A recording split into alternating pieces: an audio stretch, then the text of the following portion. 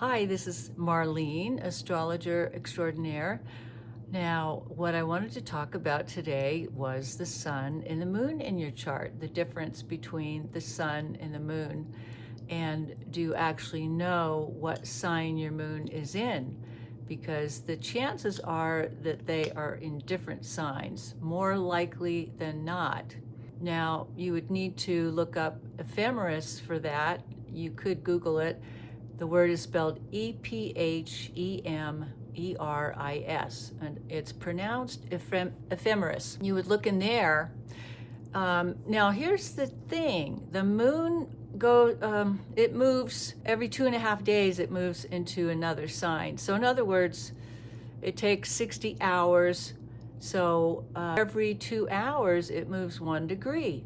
So now I can look at an ephemeris. And I used to do this at readings, off the cuff, like I did those at psychic fairs years ago, decades before I even had a computer. So you can look in the ephemeris.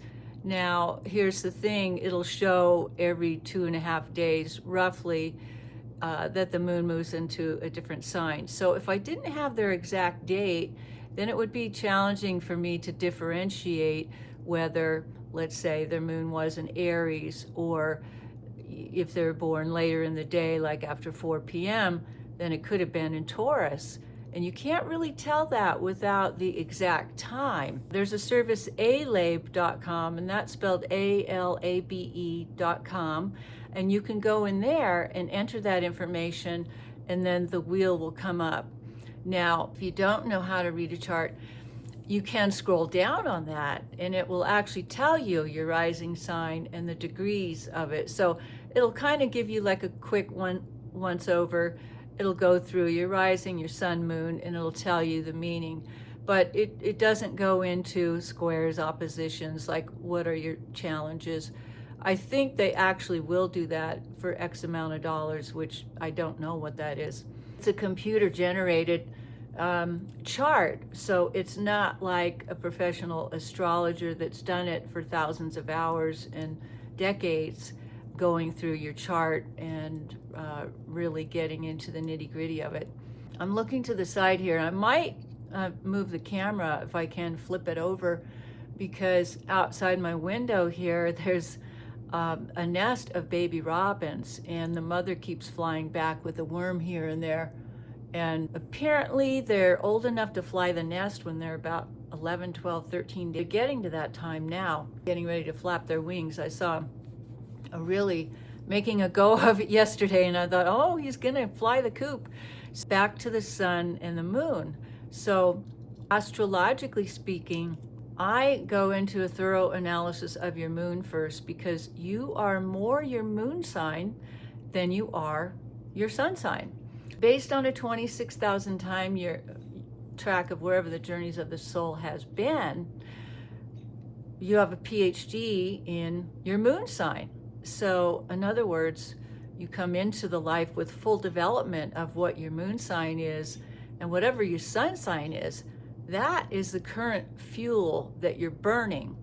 So that's what you're learning. That's current life intention. And then your rising sign, which is defined by the exact time of your birth, is the exact minute that you're born. And that's the future direction. Like, where is all of this leading up to? And I find most often right at about age 35, 45, that's when people are more fully operating in the rising sign. Depending on what it is, like let's say your water sign rising and you have no other planets in water, then it might take a little bit more time to be operating more in that feeling function sign, because that's all 100% new to you. In other words, you don't have any other experience. You have no other personal planets. That would be from your rising sign out to your Jupiter in a water sign. So it might take you a little bit longer to feel more comfortable emotionally in your skin, because water sign people, they're very emotionally grounded, where earth sign people are very physically grounded air sign people intellectually grounded. So like if you had a lot of planets in air sign, you're very comfortable in air sign material. So anyhow, I wanted to talk about the moon sign because a lot of astrologers don't really talk about that so much. I use exactly the same format as my astrologer works, and I think it's a shame that other astrologers don't really look at it that way, because once it's explained to people like that, they really, really get it. I've done readings for people that have had readings for other people, and they don't go over that at all, is what they tell me. That's a really different way of looking at the chart. Nobody ever explained it like that. It really resonates with me. So it's really important to know what your moon sign is, because that's really at your core who you really are. That's what you have a PhD in. That's what you came into the life with full development of.